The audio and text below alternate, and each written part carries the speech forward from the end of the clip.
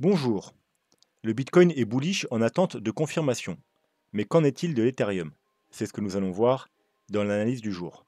Mais avant de commencer, n'oubliez pas de vous abonner, de mettre un petit pouce bleu et de laisser un commentaire. Donc aujourd'hui, on va bien entendu aller jeter un petit coup d'œil du côté du Bitcoin et ensuite on va se concentrer pas mal sur notre ami Ethereum et on finira bien évidemment par l'altcoin du jour. Donc on va pas perdre de temps et on va se diriger directement vers la cryptomap du jour qui est plutôt bien verte, hein. On n'a que Shield que je connais pas, hein, ça doit être une sorte de même coin, un truc comme ça, un truc nouveau, avec moins 19, mais sinon on a pratiquement l'ensemble des altcoins qui sont dans le vert avec des hausses de 2 à 10%. Et on a également les grands gagnants, Sei et WorldCoin, avec respectivement 23% chacun. Le Bitcoin, donc ça va aller très vite, hein, parce qu'on a fait une vidéo très complète lundi, hein, l'analyse weekly, mais on avait également vu le court terme également. Il ne s'est pas passé grand-chose depuis. On est toujours sous cette fameuse résistance des 64 000 $. Comme vous pouvez voir, on n'arrive pas à clôturer au-dessus. La fameuse résistance. Alors, il y a notamment des indicateurs, moyenne mobile, Ishimoku. Il y a le bas de la zone de rechargement de Shirt. Le dernier top également ici. Donc, c'est vraiment un niveau clé. Donc, je vous invite pour plus de précision à tout simplement aller voir la dernière vidéo. Bitcoin cette semaine va tout changer, où vous aurez tous les détails, une analyse beaucoup plus complète sur le Bitcoin.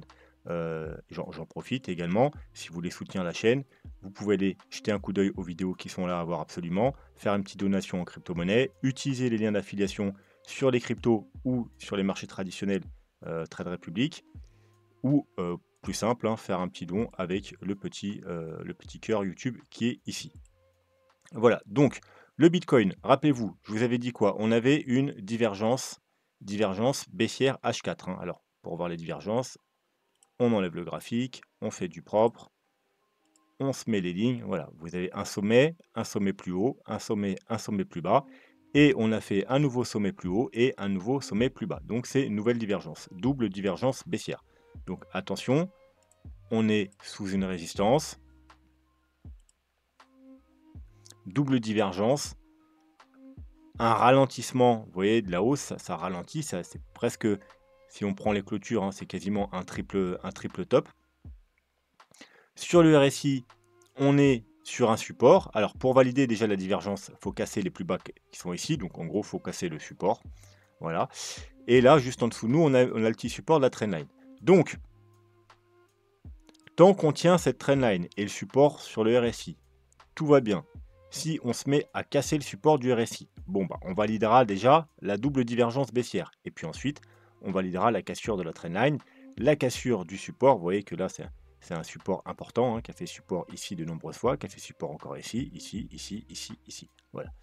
Donc, si on casse les environ aux alentours des 63 000 $, et qu'en plus on casse ici, eh bien, il faut vous attendre au minima à une correction un peu plus importante. Alors peut-être qu'on aura fini, alors j'ai pas fait le décompte, mais cette première vague haussière, parce que depuis le niveau ici, on a peut-être une, deux, trois, quatre, cinq, même si la 5 elle est vilaine, elle n'a pas l'air très complète, hein. Donc c'est possible avant de corriger vraiment, on ait une nouvelle petite vague haussière. Mais voilà, on a quand même des divergences, donc ça marque peut-être la fin du mouvement et peut-être que c'est une 5 tronquée, tout simplement. Quoi qu'il en soit, tant qu'on tient ces niveaux, tout va bien. On va probablement pouvoir aller réattaquer la résistance des 64K. Voilà. Donc, je vous rappelle quand même, en daily, il faut casser les... Là, on en a 4 heures, mais en daily, il faut casser absolument les 64K. Vous voyez que résistance, résistance, résistance, une mèche, rejet, une mèche, rejet, une mèche, rejet. C'était la même chose ici, vous voyez, résistance, une mèche, résistance, une mèche, résistance, une mèche, et puis voilà, on a chuté. On est de retour sur ces niveaux. C'est un niveau clé, puisque si on arrive à casser ici, on fera un nouveau plus haut par rapport au dernier plus haut. Alors attention, comme je vous ai dit dans la vidéo de lundi, ce n'est pas le plus haut principal. Le plus haut principal, c'est celui qui est avant le plus bas, donc c'est celui-là. Mais ce sera déjà un très bon signe. Ce sera déjà très bullish. Mais quoi qu'il en soit, pour l'instant, rien n'est fait. Donc, maintenant, il faut voir si on casse par le haut en premier ou par le bas pour avoir une correction avant de repartir par le haut ou pour repartir en bas parce que tant qu'on n'a pas cassé ces niveaux-là et surtout les 60 8000 $, eh bien, on n'est pas à l'abri d'une rechute et même d'aller faire des nouveaux plus bas ou alors d'aller retester ce bas-là. Voilà, quoi qu'il en soit, allez voir, comme je vous ai dit, la vidéo de lundi pour plus de détails. On va maintenant se concentrer sur l'Ethereum. Donc, l'Ethereum, qu'est-ce qu'on a? Déjà, on a notre trendline, hein, avec un point de contact ici, deux points de contact ici, des points de contact ici, et on est revenu la tester. On est revenu la tester et nos zones, hein, alors ça, c'est la zone qu'on a depuis des mois, pratiquement même des années, on peut dire des années maintenant, des années. Et surtout ce gros niveau-là, hein, des 2000, environ les 2100 $. Donc, on est venu retester à la fois, donc là c'était un très bon point d'achat, on est venu tester le bas de la zone et en même temps la trendline aux alentours des 2124 $. On est revenu tester une deuxième fois ici et là on essaye d'en ressortir de cette zone. Voilà, donc il y a le bas de la zone, le haut de la zone. Le haut de la zone, lui, il est environ à 2500, allez, on dira 2000, oui exactement 2550. Donc là, vous voyez qu'on a clôturé légèrement et là, on est sur la semaine de confirmation. C'est plutôt bon signe si on arrive à avoir une belle bougie de clôture de ce niveau, puisque du coup, ce niveau va jouer support.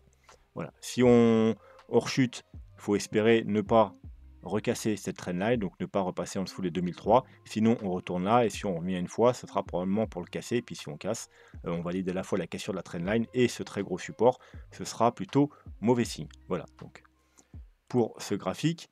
Ce graphique-là, à plus court terme, on a ce niveau-là qui est très important. Vous voyez, qui a fait résistance ici. Alors, le bas, hein, le bas de la zone. Puis le haut de la zone qui a fait résistance ici. Hop, on rouvre. On peut monter. Ensuite, on revient retester une fois, deux fois, trois fois, quatre fois, cinq fois. On repart. On revient le tester une fois, deux fois. On rebondit. Finalement, on casse. Et du coup, la zone basse. Alors, la zone haute, vous voyez, elle joue plutôt support. Et la zone basse joue plutôt résistance. Une fois qu'on l'a cassé, résistance une fois, deux fois, trois fois, quatre fois, et on est de retour encore pour une cinquième retest de cette résistance. Donc vraiment, c'est ce niveau à passer, surtout la zone basse, hein, puisque c'est celle qui fait le plus résistance, donc les 2736. Bien entendu, il faudra s'affranchir également des 2800 et quelques. Mais si on arrive à repasser cette zone-là, eh bien, ensuite, elle jouera le rôle de support et on pourra aller retester la zone, la borne haute. Voilà, mais pour l'instant, on est seulement sous une grosse résistance. On peut le voir, on est en weekly, et sur le RSI, c'est la même histoire que le Bitcoin, mais encore plus propre. Vous voyez qu'on a la moyenne mobile du RSI, on est venu là, hop, s'appuyer dessus, un petit rebond, finalement on la casse, et ensuite retest sur le top là, rejet, retest sur le top là, rejet, et nouveau retest sur le top là. Donc on est à la fois sous une résistance graphique, mais également sous la résistance du RSI. Donc c'est un peu comme sur le Bitcoin, c'est un niveau clé. Si on arrive à passer ça et à valider avec le RSI, le Bitcoin a déjà cassé sa moyenne mobile, pas l'Ethereum. Voilà, donc l'Ethereum est sous une double résistance. Si on arrive à passer, c'est très bon signe pour l'Ethereum. Mais tant qu'on est en dessous, eh bien rien n'est joué.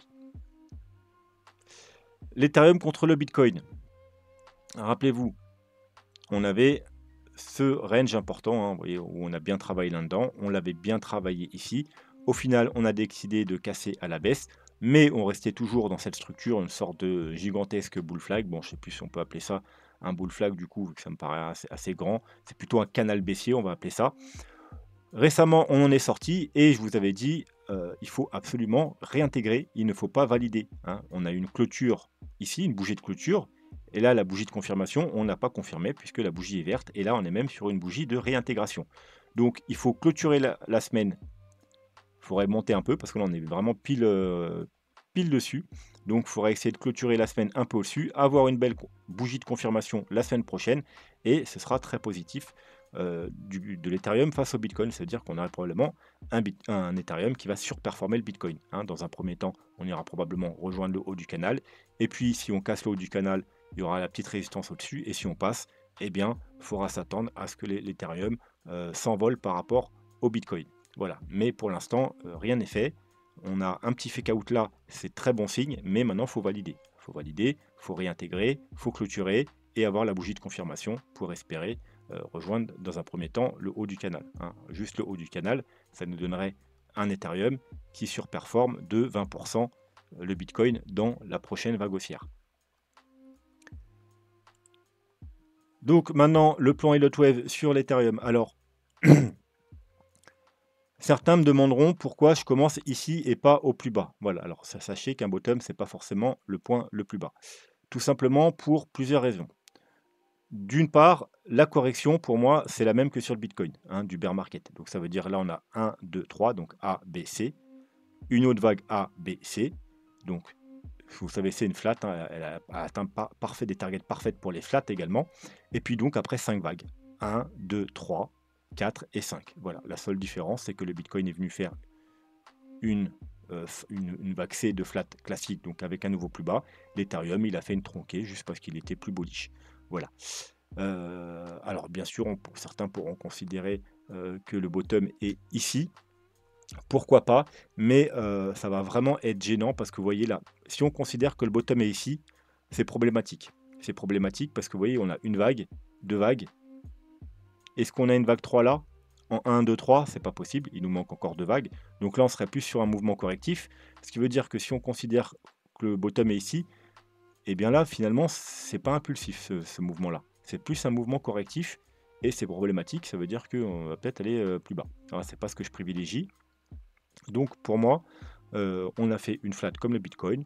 On s'est arrêté là. On a juste fait il était très bullish. On a fait une dernière vague 5 de notre flat tronquée. Et puis voilà, là c'est le niveau où Bitcoin a fait bottom. Voilà, à peu près à ce niveau-là. Donc on part à peu près sur le même cycle, hein. Je pense pas que. Alors, un jour, sûrement, l'Ethereum va se décorréler du Bitcoin. C'est déjà le cas pour la plupart des altcoins.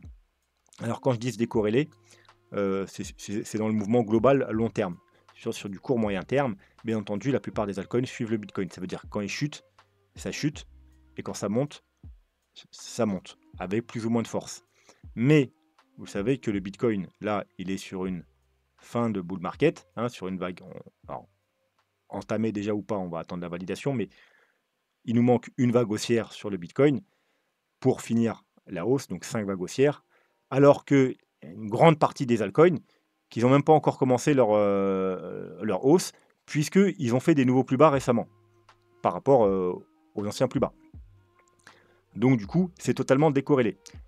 Pourquoi? C'est tout simplement parce que le Bitcoin est haussier, l'Ethereum, jusqu'à présent, je pense qu'il est haussier également, jusqu'à preuve du contraire. Alors, on n'a pas encore validé, on n'a pas encore fait de nouveau plus haut, hein, donc c'est pas encore prouvé, hein. Les bitcoins, oui, parce que bon, il a fait un nouveau plus haut. L'Ethereum, non, pas encore.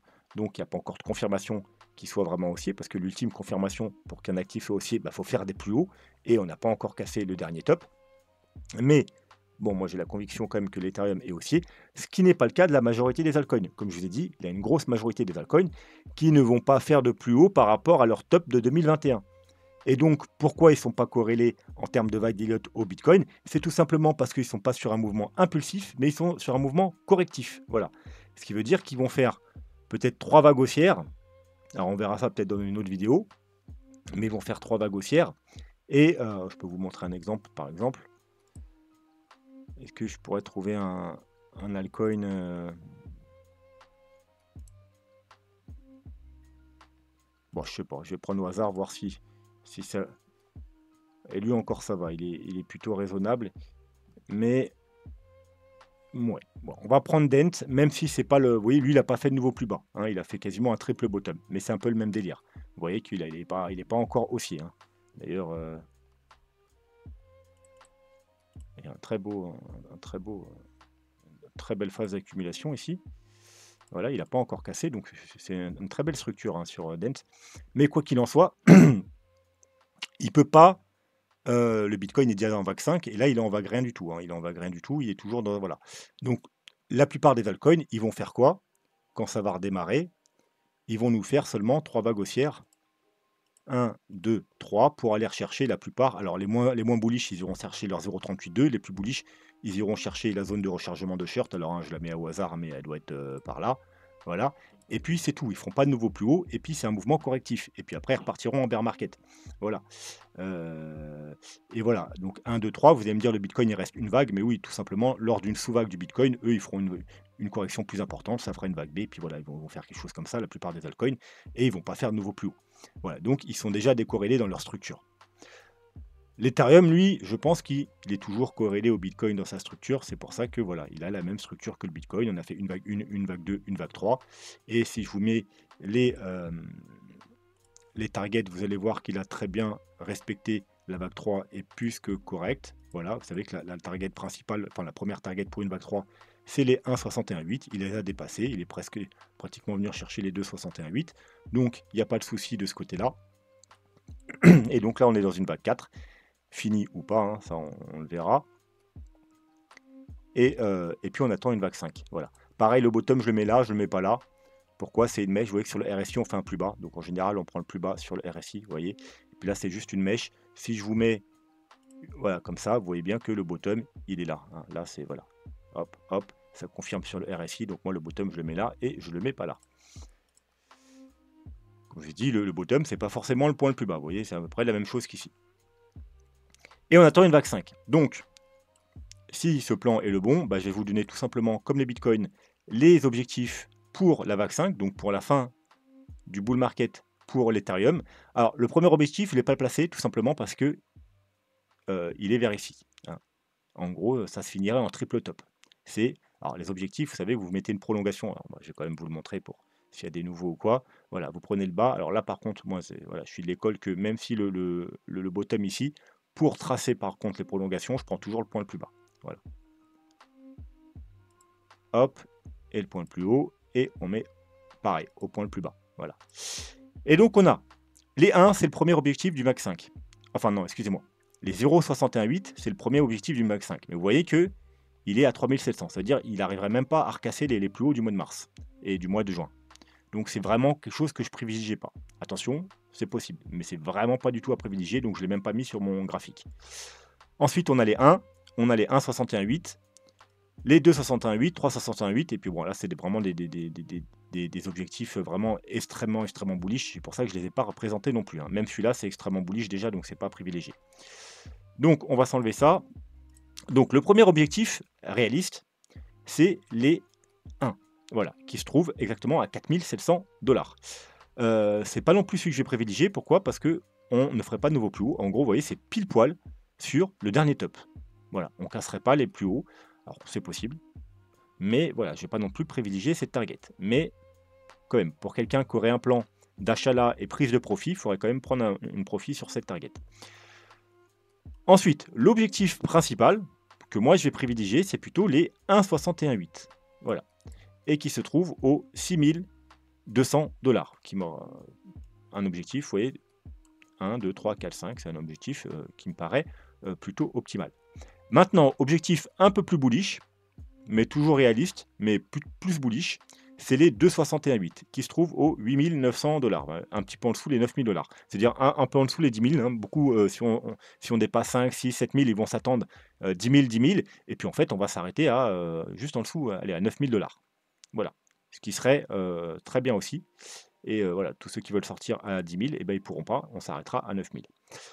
Et puis un objectif très bullish, donc c'est pas à privilégier non plus, c'est un peu comme les 1, vous voyez, ces deux-là, c'est les objectifs, c'est l'objectif minimum à ne pas privilégier, donc 4700. L'objectif très bullish à ne pas privilégier, alors on peut y aller, on pourrait même aller plus haut, mais voilà, c'est vraiment pas à privilégier quand même. Donc les deux objectifs pour moi à privilégier sont les 6300 $ et les 8900 $. On pouvait arrondir à 6 et 9000 $ pour moi. Ce sont les objectifs à privilégier pour le moment, puisqu'on n'a toujours pas la validation que cette 4 soit terminée, bien évidemment. Mais dans l'état actuel des choses, voilà, ce sont mes objectifs. Pour finir, l'altcoin du jour, qui est TIA. TIA, ça fait un moment qu'on ne l'a pas analysé.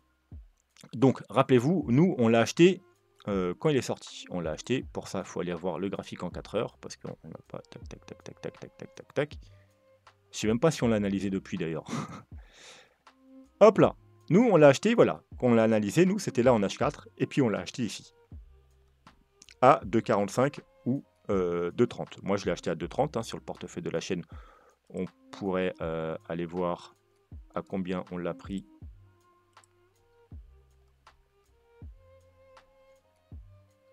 Si je me souviens bien, c'était à 2,30.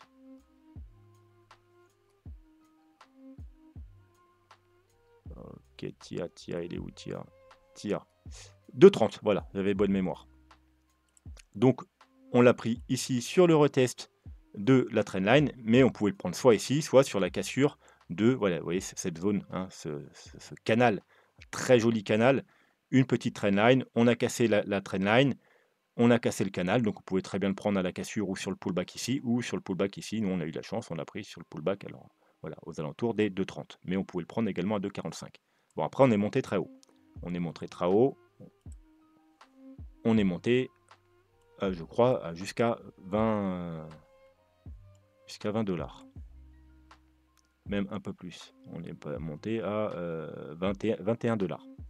Donc, bien entendu, les gens qui ont une stratégie classique, les stratégies que je privilégie de vous faire partager. Alors, pas la stratégie du portefeuille de la chaîne, ça c'est autre chose. Il aurait fallu prendre des profits, bien entendu. Hein, quand on fait un x5 ou un x10, parce que là, voilà, la base c'est aux alentours des 2 $, on va à 20 $, c'est logique de prendre des profits. Bon. Depuis, il a chuté, comme tout le monde. Il a chuté, il a chuté, il a chuté. Et il a quand même pas mal chuté, vous voyez. On a une très belle trendline baissière. On a un niveau important ici aussi, en jaune. Hein. C'est là qui a stoppé ici, puis qui a fait support ici, puis résistance, résistance, résistance, et on est encore en train de travailler ce niveau. Donc c'est un peu comme l'Ethereum. Si on arrive à passer ce niveau, donc c'est exactement les 7 $, disons que là on est entre 6 et 7 $. Vous voyez, 6, c'est la borne basse, vous voyez, celle qui a fait résistance, résistance. Là on est en train de la retester d'ailleurs. Donc en gros, on a pénétré la borne basse du canal, on est venu tester la borne haute, et là on revient faire un pullback. Donc l'idéal, ce serait de maintenir ici, et puis ensuite de casser ici. Et là, ce serait plutôt bon signe pour TIA de casser. Hein, on parle en weekly avec clôture, etc. Vous connaissez maintenant, confirmation. Ce serait un très bon signe pour TIA. Si on devait recasser ce niveau, bon, déjà, c'est pas très bon signe sur le court terme, mais on pourrait revenir faire un pullback, pourquoi pas, sur ce niveau. Vous voyez, on a un niveau intermédiaire ici, qui a fait support 1, 2, 3 fois. Encore support 1, 2, 3, 4, 5 fois. On l'a cassé, on est venu faire cette petite structure, on l'a réintégré. Donc déjà là, c'était un bon niveau pour prendre des achats en agressif. Et là, en défensif, tout simplement parce que, voilà, pour valider une trendline, il faut casser une résistance. Donc là, ici. Mais on peut le jouer à l'inverse. Hein, casser une résistance et on le valide par la cassure de la trendline. Donc prendre aux alentours des 5 $, c'était pas déconnant. Voilà. Quoi qu'il en soit, si on revient... on devait casser ce niveau et puis faire un petit pullback ici, ce serait un très bon niveau d'achat aux alentours des 4,70, 5 $. Bien entendu, il ne faut surtout pas casser ce niveau. On n'est pas censé casser ce niveau. Sinon, ce serait probablement pour aller faire, eh bien, tout simplement un nouveau plus bas. Parce qu'on est encore en tendance baissière, on a un plus haut plus bas, un plus haut plus bas, un plus haut plus bas, un plus haut plus bas. Alors là, on a fait légèrement plus haut, mais voilà, on n'a pas encore validé. Hein. Pour vraiment valider, c'est ce top-là qu'il faut casser. C'est cette structure-là, vous voyez, cette structure-là, il faut la casser. Imaginez-vous une sorte de faux W. Voilà, c'est vraiment cette structure-là qu'il faut casser pour valider une future hausse. Si on repasse ici, hein, c'est normal qu'on soit rejeté ici, hein, une grosse résistance. Donc pourquoi pas, pullback pourquoi pas, ce serait un bon niveau d'achat, mais en tout cas, il ne faut pas réintégrer ici, parce que ce serait probablement pour aller faire des nouveaux plus bas. Et comme vous pouvez le voir, on n'a pas trop de support ici. Hein. C'est pour ça que vous voyez qu'il n'y a pas de support déterminé. On est venu là, on est venu un peu plus bas, on est venu un peu plus bas, tout simplement parce qu'il n'y a pas de support ici. On est monté pratiquement en ligne droite. Donc on pourrait revenir quasiment, c'est con, hein, mais on pourrait revenir, le gros support finalement, c'est là où on a consolidé en 4 heures, c'est-à-dire autour des 2 $, 2,50 $. Voilà, donc TIA, il n'a pas encore connu le bull run, donc lui, par contre, hein, ça c'est pas un top de bull run, hein, c'est juste un top d'une première vague haussière. Hein, première vague, vague 2. Alors peut-être même que il y a des sous-vagues. Hein. Peut-être que 1, 2, 3. Bon, bref. Il reste minimum une vague et peut-être même qu'il va continuer peut-être une, deux, et puis peut-être qu'il va nous faire 3, 4, 5, on ne sait pas. On verra ça plus tard. Mais voilà, en tout cas, on a un graphique intéressant, mais en attente de validation. Il faut vraiment casser les 7 $. Donc TIA, 58 au market cap. Vous voyez qu'en termes de volume, il est 43e, donc c'est plutôt bien dans les cordes respectées. Il est disponible sur tout un tas de plateformes, hein. Il y a 15 pages, hein, dont Binance, Kraken, Getio, etc. Coinbase, donc il n'y a pas de problème de ce côté-là. L'offre max, on l'a pas. Donc, j'avoue, je connais pas très bien la tokenomique de TIA. Souvent, quand il n'y a pas sur CoinMarketCap, c'est que c'est une tokenomique infinie. Bon, vous savez que j'aime pas trop ces altcoins-là. Mais surtout pour le très long terme. Pour le court moyen terme, ça change pas grand-chose. Sinon, si on prend juste l'offre totale, il y a 1 milliard et il y a 213 millions. Alors, c'est normal, hein, l'altcoin est assez récent. Donc, il n'y a que 20-21% de l'offre en circulation. Mais s'il y a une bonne tokenomique, ça pose pas de problème. Donc par contre, si vous voulez investir, surtout si c'est pour du long terme sur TIA, on est dans des prix très intéressants, ça faut que vous le sachiez. Il faut quand même aller analyser, bon, bien entendu, faire une analyse un peu fondamentale du projet. Si on n'investisse pas sur du long terme ou du très long terme sur un projet sans faire d'analyse fondamentale. Hein, sur du court, moyen terme, pas forcément besoin d'analyse fondamentale. Mais pour du long ou très long terme, c'est obligatoire. Hein, si vous analysez sur du long terme sur un projet, c'est que le projet est viable sur du long terme, donc c'est que c'est un bon projet. Et également la tokenomique. Il faut également aller jeter un coup d'œil à la tokenomique pour voir si sur du court moyen terme, ça ne va pas poser de problème. Voilà. Parce que voilà, si la tokenomique est problématique, ça veut dire que avant, même si c'est un très bon projet, ça veut dire qu'avant de monter, malheureusement, il pourrait encore descendre. En attendant que, voilà, si par exemple les jetons sont prévus de sortir dans les, je dis une connerie, 2 ans à venir, ça va être problématique. Hein. S'ils nous sortent 80% des jetons en 2 ans, ça va grandement freiner sa croissance et il faudra peut-être attendre les 2 ans avant d'investir dans TIA, puisque sinon vous allez vous faire dumper les tokens par les nouveaux jetons qui vont arriver. Voilà, donc pour du long et très long terme, absolument un coup d'œil sur la tokenomique, sur les fondamentaux. Si c'est pour du moyen, du court ou du moyen terme, pour par exemple juste ce bull market, il n'y a pas forcément besoin, puisqu'il y a un peu de hype sur le TIA. Voilà, le projet, on sait qu'il est quand même un minimum intéressant, donc analyse graphique, ça suffit amplement. Voilà. L'analyse graphique, on l'a fait il y a 5 minutes. Allez, on va s'arrêter là pour aujourd'hui. J'espère que la vidéo vous a plu. N'hésitez pas à vous abonner si ce n'est pas déjà fait, à mettre un commentaire, surtout si vous voulez que j'analyse vos altcoins ou vos actifs préférés. C'est pas forcément des cryptos, j'analyse tous les actifs. Donc c'est dans la section commentaires ça se passe. Vous pouvez aussi juste mettre un commentaire pour soutenir la chaîne. Un petit pouce bleu également, ça fait toujours plaisir. Sur ce, je vous dis à vendredi. Normalement, je le répète, vendredi. Je sais qu'il y en a en commentaire, ils s'excitent pour me dire « Oui, tu nous as promis, alors il faut absolument que tu nous donnes, que tu tiennes tes promesses. Hein. » Sachez que je travaille moi à côté plus de 40 heures par semaine. Donc j'ai pas forcément le temps, même si je vous promets un truc. Des fois, et ben voilà, je vais faire des heures sup où je vais être fatigué. Et les vidéos importantes, ça prend du temps. Donc, je fais mon possible.